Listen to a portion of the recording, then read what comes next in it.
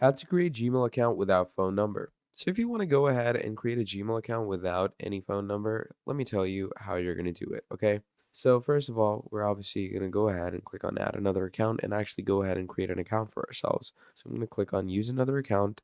I'm going to click on create an account for myself.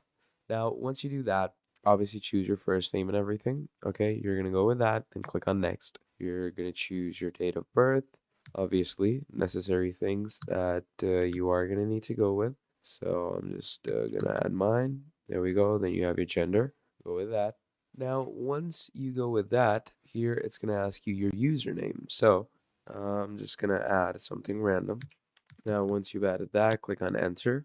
Then it's going to ask you your password. So I'm just going to go ahead and add that real quick. You're going to add your password and then you're obviously going to confirm it. So make sure it's the same password that you've added up there. There we go. Finally, click on next. And it says if you want to add a recovery email address, skip that. Then it's going to ask you to add a phone number. Just simply skip. And once you skip that, click on next. Go ahead, click on I agree. And that's about it. So that creates your Gmail account without your phone number. Thank you for watching, and I'll see all of you in the next video. Goodbye.